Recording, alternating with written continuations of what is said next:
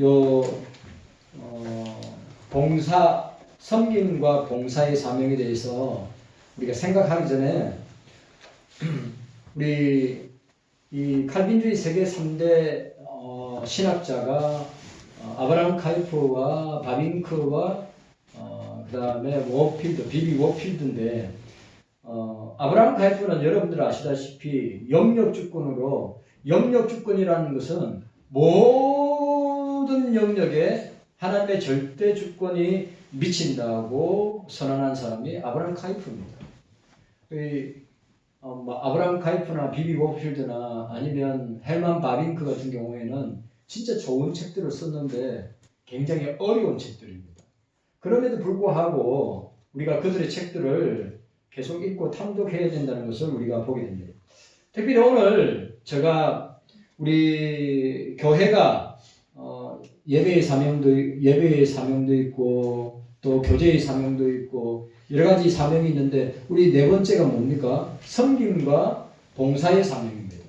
그러니까 이 디아코니아, 이 섬김과 봉사의 사명이라고 할 때는 하나님께서 주신 은사를 가지고 우리가 모든 교회의 지체들과 교회를 위해서 수고하고 헌신하는 것을 이야기하는 것입니다.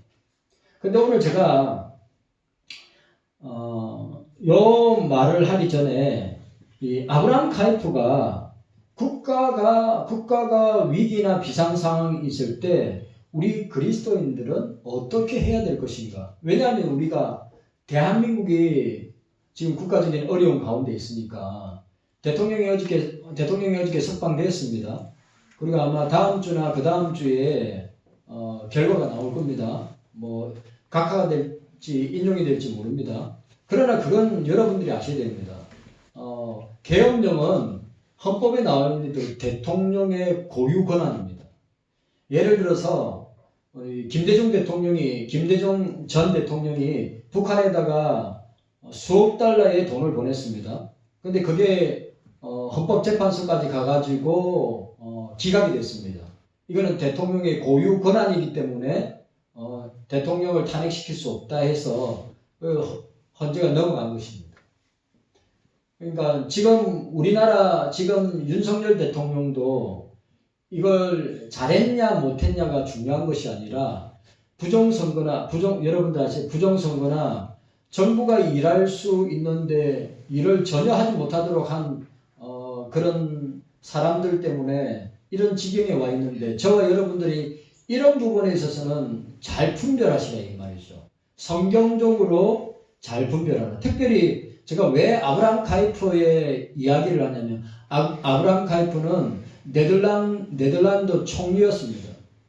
3대 칼빈주의자면서 설교자요, 목회자요, 신학자요, 그 다음에 저술가였으면서도 네덜란드의 총리였습니다. 그리고 왜냐하면 그 아브라함 카이프가 활동할 때 네덜란드가 굉장히 전국이 혼란스러웠어요.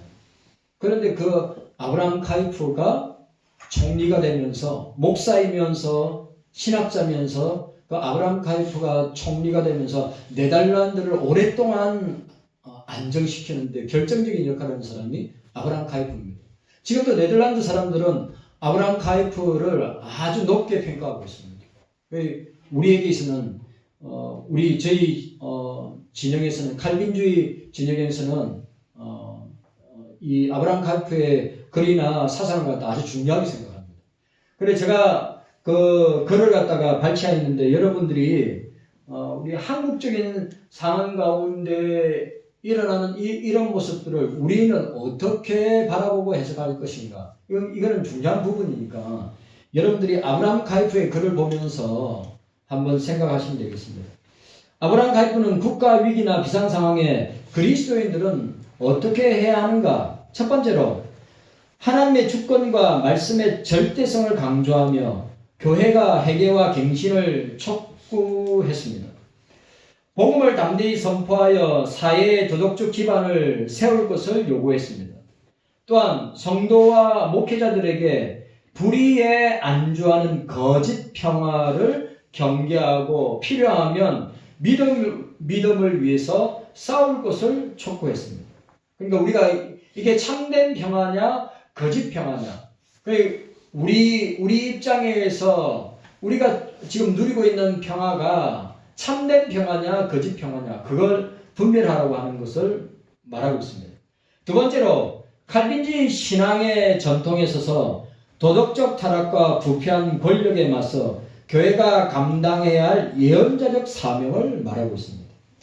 칼프는 국가 비상상태든 도덕적 혼란이든 교회는 세상의 소금과 빛으로서 진리를 정언하고 성도들은 어느 때보다 삼위일체 하나님께 충성됨으로써 위기의 시대를 극복해야 된다고 가르치고 있습니다. 세 번째, 우리의 신념에 반하는 원칙들이 세상을 지배하려 할 때 싸움이 곧 우리의 소명이며 그때의 평화를 외치는 것은 제약이라고 했습니다. 아무리 소중한 평화라도 대가를 치르고서라도 신념을 적과 아군 앞에 불타는 믿음으로 밝히 드러내야 한다고 했는데, 요약하면 국가가 정상 작동할 때는 교회는 예를 들어서 프랑스 혁명 같은 인본주의적인 방식의 혁명이 아니라 교회는 회개와 진리를 선포를 통해서 회개와 진리 선포를 통해서 개혁해야 하며 성도들을 각자의 삶의 영역에서 그 말씀을 실천함으로써 빛과 소금이어야 합니다. 그러니까 무슨 말이죠? 우리는 그리스도인으로서 책임을 다해야 된다는 거죠. 그러니까 제가 늘 이야기하지만 우리가 일제시대든지 유교 때든지 국가가 절체절명의 위기에 있을 때 교회가 한 일이 뭐죠? 교회는 어떻게 합니까? 회개하면서 또 교회를 새롭게 하고 성도들을 새롭게 하면서 나라와 국가와 위정자들을 위해서 얼마나 강력하게 기도했는지 몰라요. 일제시대도 그랬고 유교전쟁 때도 진리의 종들과 성도들이 모여서 이 유교전쟁이 바로 교회나 성도들이나 목사들이 하나님 앞에 바로 서지 못한 결과로 일어난 전쟁이다 라고 결론을 내리고 그리고 모여서 어떻게 했습니까? 대각성 회개 운동을 벌인 것을 우리는 보게 됩니다. 그러니까 여러분, 오늘 우리 지금 대한민국에 일어나는 일들을 통하여서 저와 여러분들은 어떻게 해야 됩니까?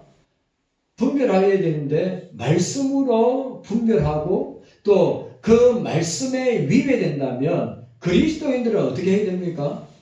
그 잘못된 불의와 거짓 평화에 대해서 말하고 행동할 줄 알아야 된다고 합니다.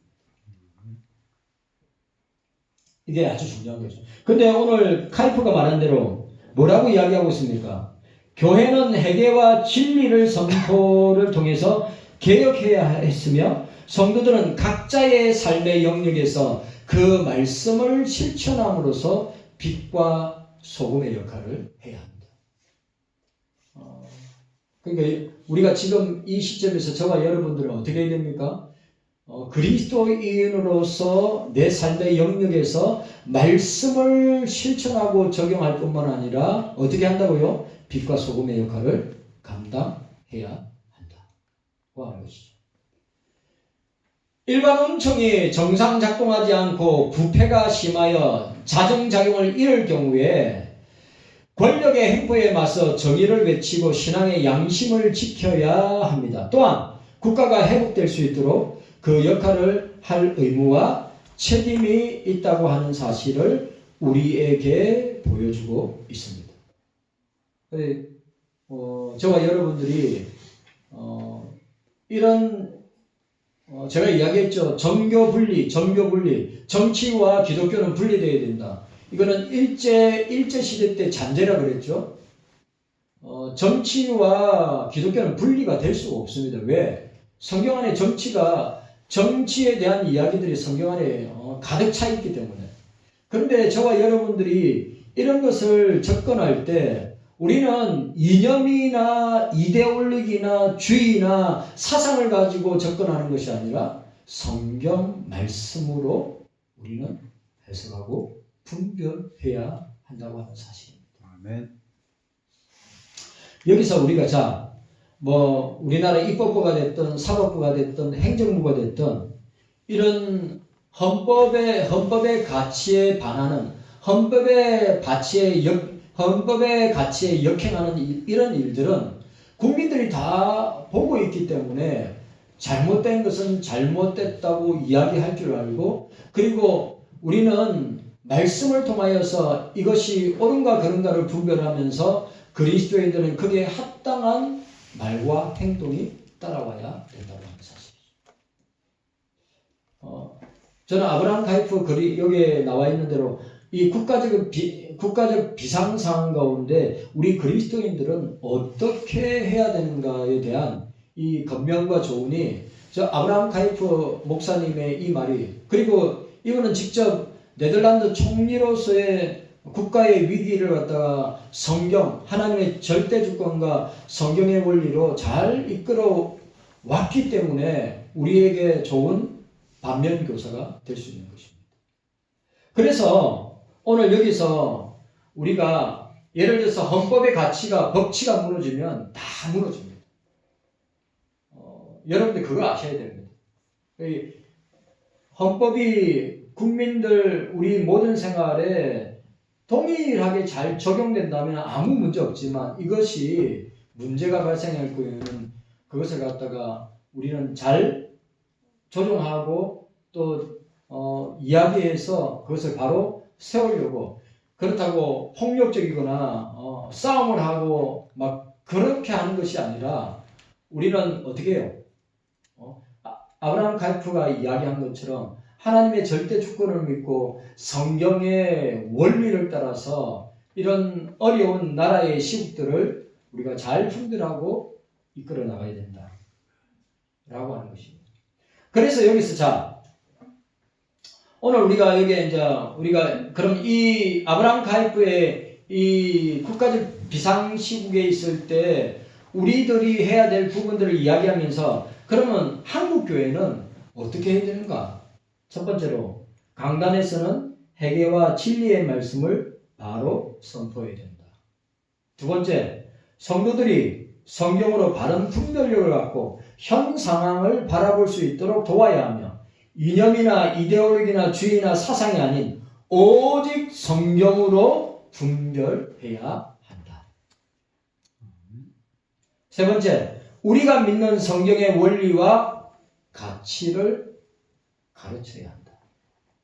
네 번째, 그 가치에 부합하지 않으면 자정작용을 잃은 사회를 향하여 행동하도록 촉구해야 한다. 여러분, 침묵하는 것이, 그냥 입 닫고 가만히 있는 것이 그게 좋은 게 아닙니다. 우리가 이야기하고 이건 불의라고 잘못됐다고 이야기할 때는 그냥 이야기하고 말하는 것이 아니라 성경이 이런 부분에 대해서 이야기하고 말하고 있다면 역시 우리도 이야기하고 말할 수 있어야 됩니다. 침묵하는 거, 입을 닫고 침묵하는 거, 그 중요한 때 우리가 침묵하고 입 닫고 있을 때 그렇게 하는 것도 좋지만, 진짜 외치고 말할 수 있을 때 하지 않는다면 나중에 국가적인 혼란과 위기가 있을 때, 국가가 무너지고 교회가 무너질 때 그때 외치고 말할 걸 해도 소용이 없다는 것이죠. 오늘 우리 경성교회 성도 여러분들, 제가 아브라함 카이프의 이 국가 비상시에 우리는 어떻게 행동할 것인가에 대해서 여러분들에게 간단하게 생각했는데, 우리는 이념이나 이데올로기나 주의나 사상이 아니라 뭐요? 성경으로 분별할 수 있어요. 근데 그게 오랫동안 우리가 연구하고 공부하고 가르침을 받아야 분별되어지는 것이지 하루아침에 되는 게 아니다. 그래서 교회는 우리 자녀들에게 이런 것을 가르치고 분별할 수 있도록 만들어야 된다 하는 것을 저와 여러분들이 기억하셨으면 좋겠습니다. 자, 오늘 이 시간에 우리 간증하는 시간 가지도록 하겠습니다. 우리 장영인 우리 청년 나와서, 우리 운동원 나와서 간증하도록 하겠습니다. 영인이 또 우리 영주 우리 사모님 이렇게 해서 마치도록 하겠습니다.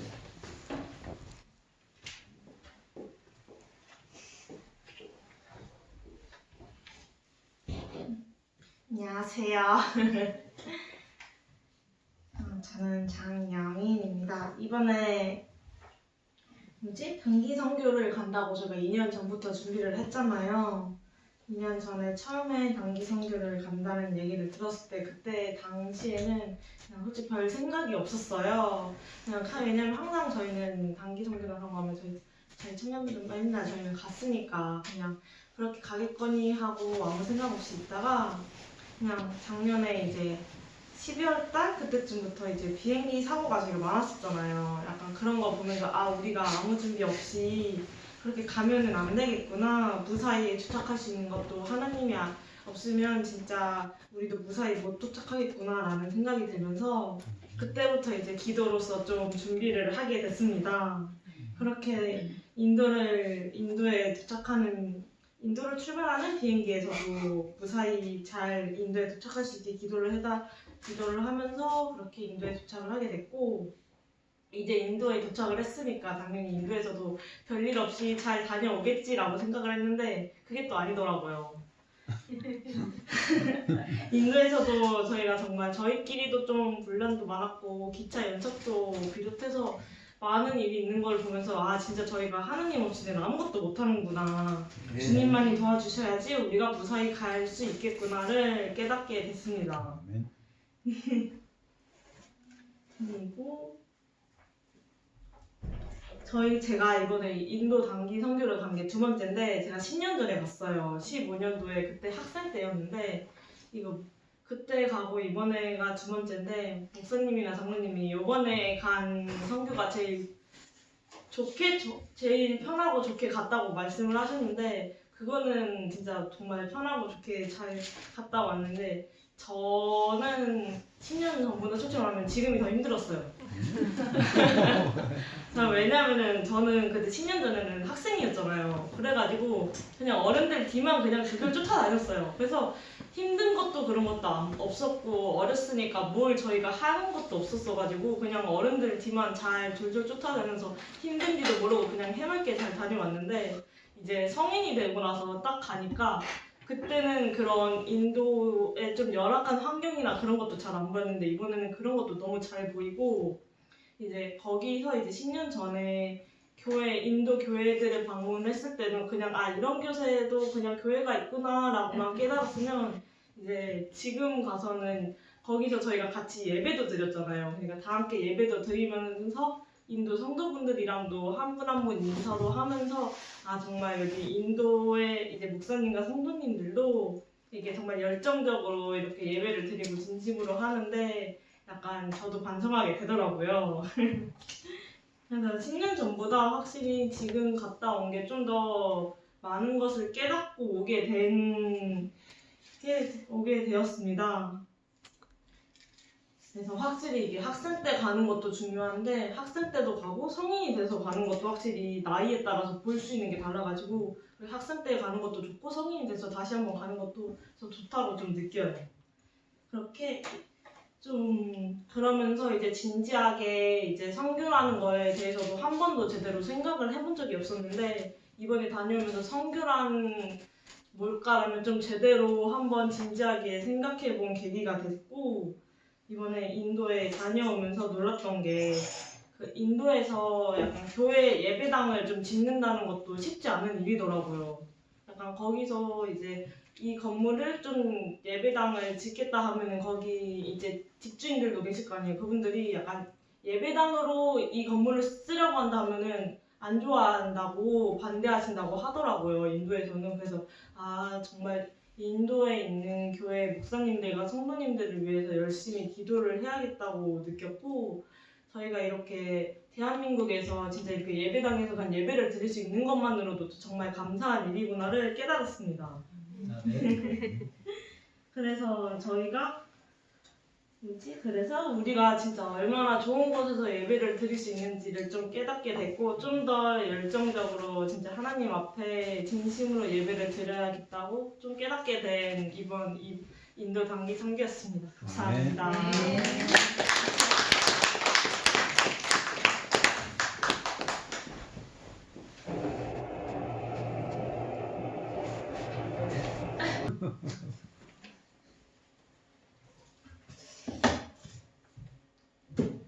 일단 명인이가 너무 잘해가지고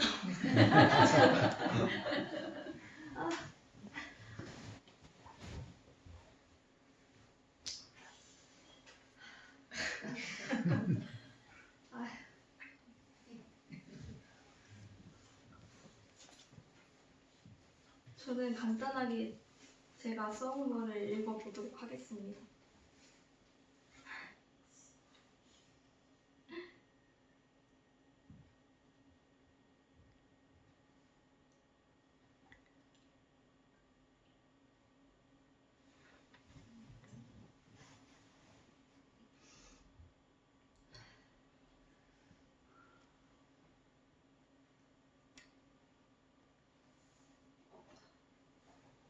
예.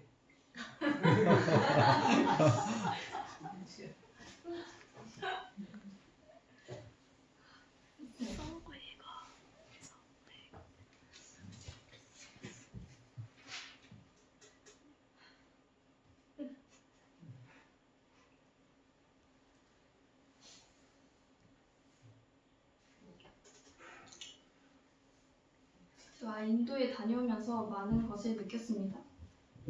짧은 시간이었지만 그곳에서 지내는 것이 쉽지 않다는 것을 직접 경험했습니다. 저는 잠시 다녀온 것뿐인데 그곳에서 헌신하며 사역하시는 이남재 선교사님과 선교사님들은 얼마나 열악한 환경 속에서 묵묵히 사명을 감당하고 계실까 하는 생각이 들었습니다. 특히 한국에서 당연하게 누리던 것들이 얼마나 감사한 환경이었는지를 새삼 깨닫게 되었습니다. 아멘. 편리한 생활과 안정된 환경 속에서 살아가면서도 감사보다는 불평을 먼저 했던 제 자신을 돌아보게 되었습니다. 그럼에도 불구하고 인도에서 만난 교회 성도님들은 정말 따뜻하게 맞아주셨습니다. 환대해주시고 정성껏 준비해주신 다가와 식사 속에서 성도님들의 사랑을 깊이 느낄 수 있었습니다.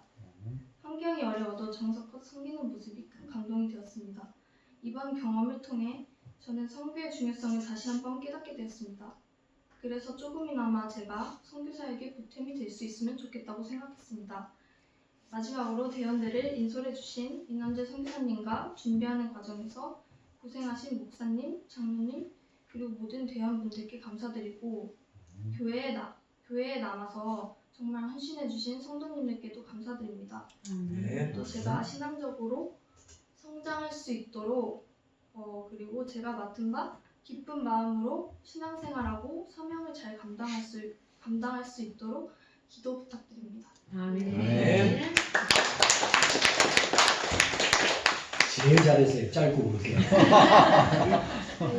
자, 마지막 우리 사모님 하고 간증하고 바로 영상 원래 오전에 봐야 되는데 오늘 내용을 완전하게 취합해가지고 한다고 오후에 다음 주에 또 볼 겁니다. 또 다른 것도 있습니다. 사모님 해주시죠. 안녕하세요. 저 박경미 사모입니다.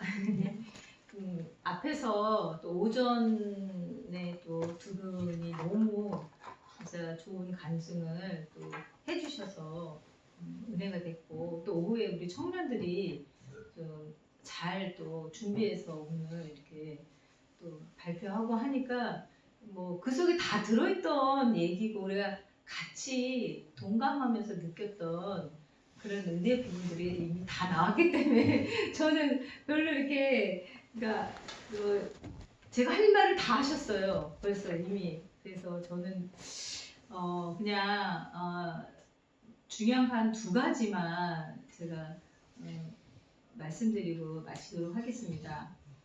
첫 번째는 시편 126편 5절에 눈물을 흘리며 씨를 뿌리는 자는 기쁨으로 거두리로다. 예, 이 말씀이 이루어진 것을 우리가 선교 현장에서 봤어요. 우리가 오랫동안 우리도 쓸 것도 필요하고 여기서 살 때 진짜 아끼고 또 드리고 또 기도했던 모든 것이 그러니까 헛되지 않았구나. 저도 10년 전에 갔을 때 그 환경은 이루 말할 수 없었잖아요. 그런데 10년 후에는 정말 풍성한 열매를 거뒀더라고요.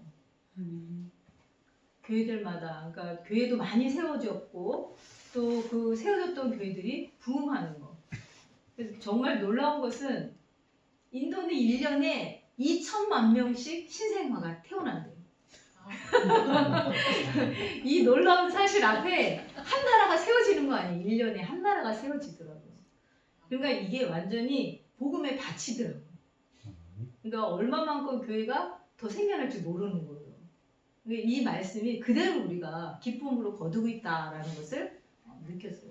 그 두 번째로는 진짜 이남재 선교사님에 대해서 이번에 다시 한번 또 굉장히 놀랬던 게, 저는 이남재 선교사님을 신학교에서 만났어요. 근데 이제 1학년 때 어리버리한 저를 도와주셔서 그러니까 논문이 아니라 이제 과제를 해야 되는데, 이남재 선교사님이 그때부터 벌써 이미 그 선교의 비전을 가지시고 준비하셨던 분이어가지고 그 선교에 대한 리포트를 쓰는데 아무것도 모르는 저를 도와주셔서 제 생각에 그때 A를 받았던 것 같아요. 거의 선교사님이 써주셨던 거죠.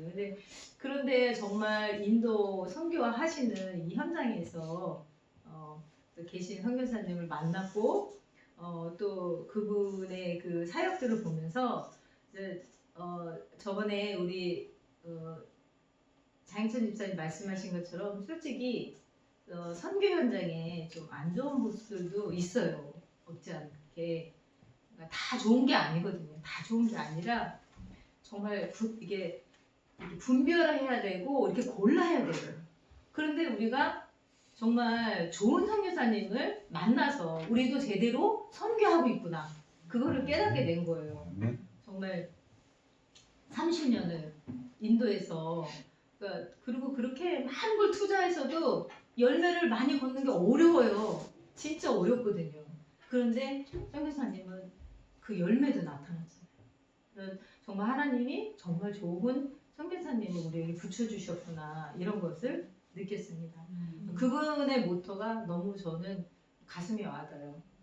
제자는 제자를 낳고 교회는 교회를 낳는다. 그냥 이게 그냥 우리가 하고자 해서 되는 일이 아니잖아요. 그게 성령의 역사시거든요. 네, 복음을 전파하고 성령께서 역사하시는 그 사역인 거예요. 네, 우리 한국교회나 또 우리 경서교회를 보면 부흥을 기다리기보다는 진짜 이거 유지하는 이것도 정말 힘들잖아요. 그런데 또 저는 또 이 선교 현장에 가서 보면서 하나님께 소망하는 우리도 그래도 우리 현장도 중요하잖아요. 이 현장, 우리 삶의 현장에 이곳에서 아무리 어려워도 성령의 역사는, 복음의 역사는 나타난다고 저는 믿거든요. 그래서 또 선교 현장에서 본 것을 또 우리 경서교회에서 또 복음을 전파하고 성령의 역사가 우리 경서교회를 통해서 계속 이어져가는 그런 것들을 소망하면서 또 계속 기도하려고 합니다. 다들 또 인도에 가고 싶어 하는데 하나님께서 어떻게 하실지 모르지만 기도하면서 또 우리에게 기회를 주시면 또 이런 선교 현장에 얼마만큼 또 하나님께서 축복하셨는지 보고 싶습니다. 네. 감사드립니다. 네. 장선생님, 제가 간증을 안 했죠. 다 했는데, 그래 다 모아가지고 저번에 제가 말씀드린 것처럼 우리 인도 선교를 15년 했습니다. 15년인데 우리가 극진한 대접을 받았어요. 우리 선교사님이 지나가는 말로 경서교회가 지금까지 이렇게 인도 선교를 했기 때문에 교회들마다 가는 곳마다 섬기고 사랑으로 대접하고 하는 게 주님께서 갚아주시는, 보상해 주시는 것이다.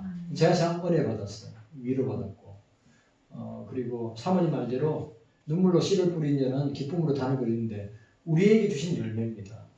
주님 앞에 가면 제가 여러분들 누누이 얘기했죠. 주님 앞에 가면 주님 앞에 우리는 열매, 이 땅에 살아온 삶의 신앙의 교회의 열매를 주님 앞에 드려야 되는데 우리 이 선교적인 열매를 주님 앞에 드릴 수 있다는 것 얼마나 감사한 일이겠어요. 그래 끝까지. 그래 제가 가는 교회마다 뭐랬죠? 훈련센터나 우리 티그리 제자교회나 우리 경서교회가 우리 주님 오실 때까지 인도 선교 끝까지 감당하겠습니다 하는 게 다 성도들이 기뻐하고 박수치고 환영해 주었습니다. 네. 모르겠어요. 우리 경서교회 다음 사역자가 어떤 사역자가 와서 제가 하던 걸 계속 할지 안 할지 그건 모르지만 여러분들이 이것만은 알았으면 좋겠습니다. 진짜 좋은 선교사님을 만나고 좋은 선교지를 우리에게 주셨습니다. 그래서 끝까지 감당할 수 있도록 또 여러분들 함께 인도적 경서제자 훈련은 후원의 회원으로서 함께 동참해 주시고 안 그래도 오늘 우리 장모님이 노예 선교주의 헌금 정산에서 저한테 주신 작년보다 훨씬 많이 나왔습니다. 네. 여러분들 50만 원 넘게 나왔습니다. 그래 훨씬 많이 나와가지고 또 제가 오늘 선교비에다가 노예 선교비에다 보낼 건데 함께 해주셔서 너무 감사하고 이런 일이 있을 때마다 여러분들 함께 기쁜 마음으로 주의 일을 하는데 성경에 동참해 주시기 바랍니다. 우리 첫 번째 영상 우리 오장 집사님 첫 번째 영상 요 영상 이렇게 돌려가지고 녹화하세요. 첫 번째 영상 보도록 하겠습니다.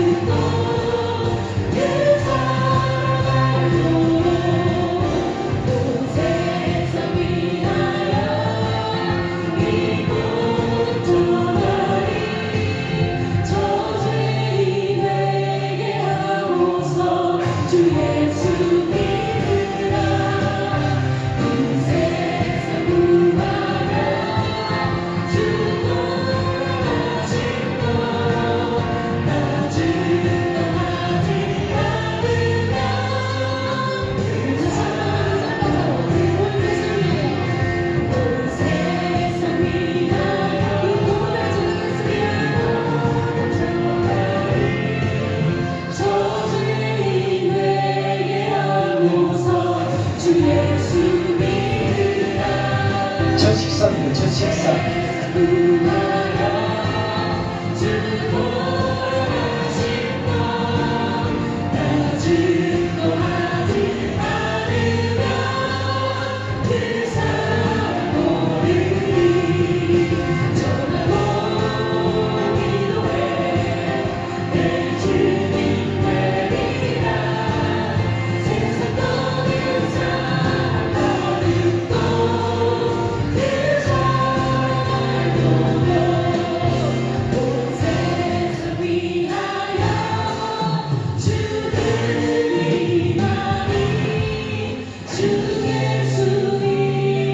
선교사님들하고 식사합니다. 인도.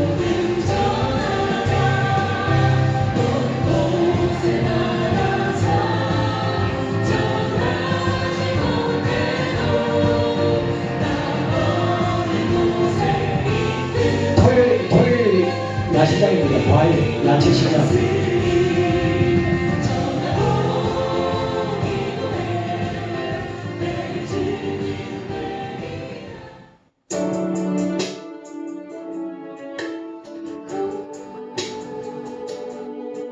오전 예배 드리러 갑니다. 티그리 제자교회.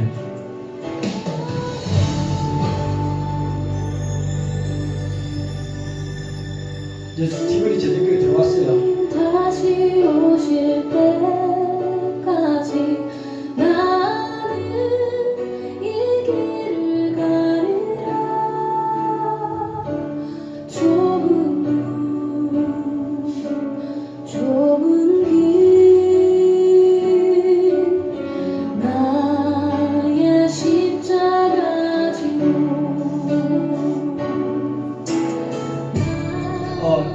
이 목사님, 만희 목사님이 이번 6월달에 올 겁니다.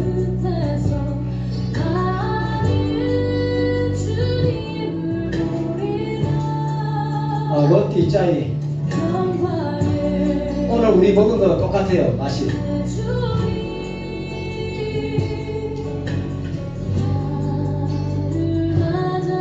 똑같지요?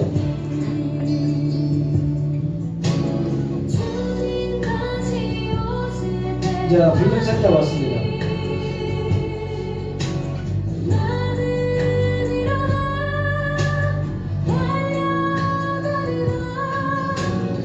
우리 리모델링한 훈련센터입니다.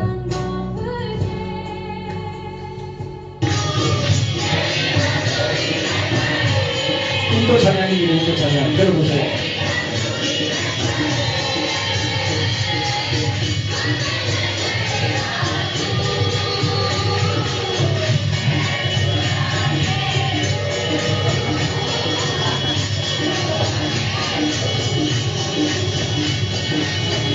공부하는 게 하나도 모르겠어요.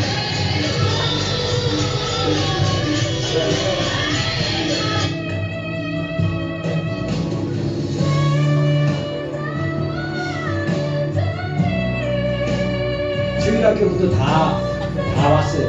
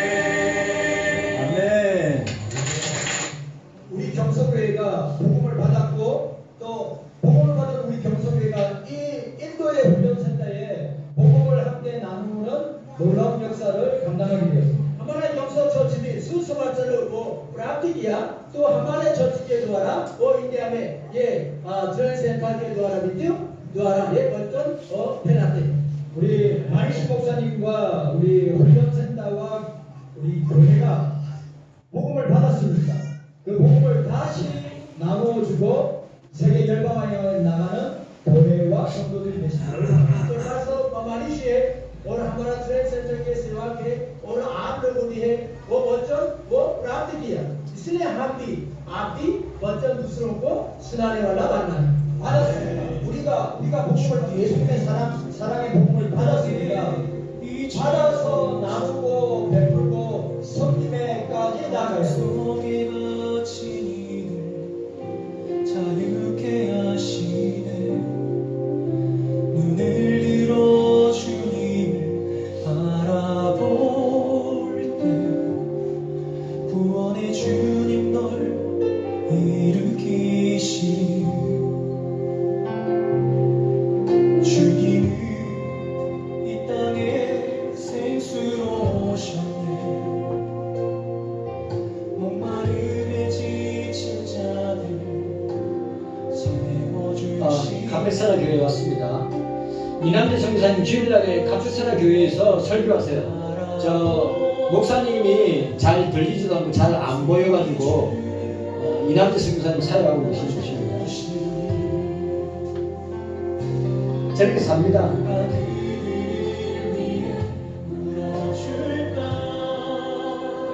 이제 만희신 목사님이 꽃단분이 제자리에 가는 거예요.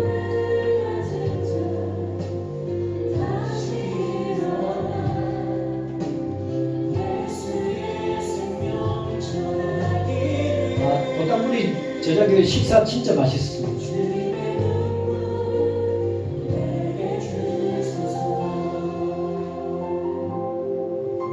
주님은 이 땅에 빛으로 오셨네.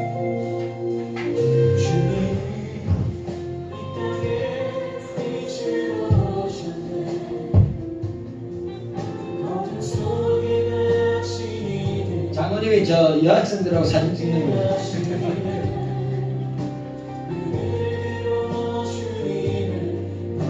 노이다 5 제자교회. 노이다 5 제자교회 제일 환경적으로 열악해요. 막 시궁창 있고 막물막 썩은 물 막 흘러가고 그래. 제가 제로 콜라 대접받기는 처음입니다. 노이다 5 교회 가서.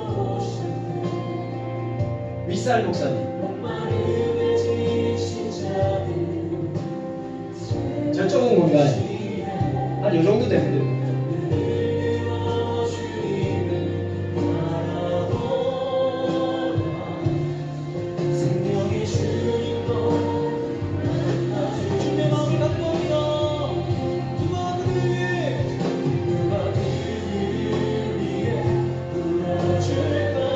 로컬 음식, 길거리 음식.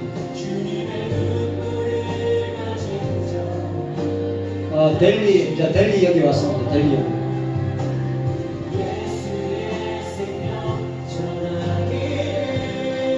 델리 여기서 식사하는 게 저녁 식사.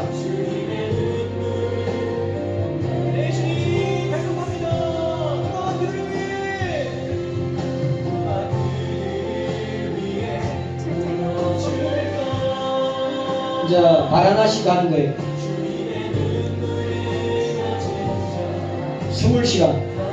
20시간 기차를 탔습니다.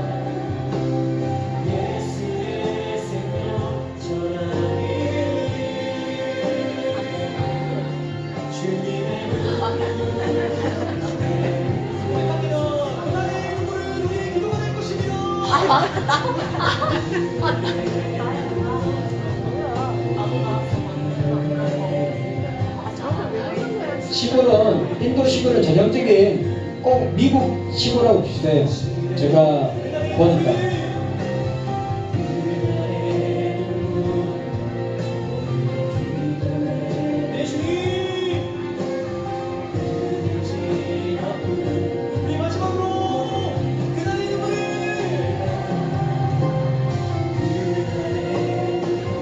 바라나시 저 겐지스 강에는 못 갔습니다. 바라나시에 도착했는데 바로 저 아그라 가는 기차 바로 탔어요. 기차 정말 사람들 너무 많아요. 더럽고 정말 더럽고.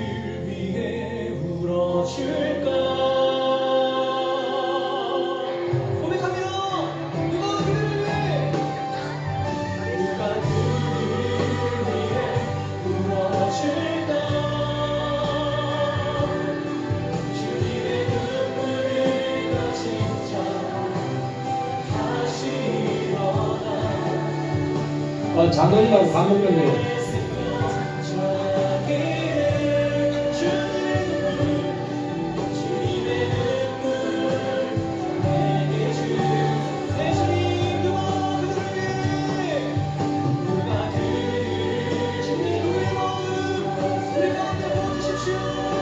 사도행전 1장인데 1당이라 돼요. 1당. 원장님 집사님 수정해 주세요. 그 노래가 새롭네요. 네.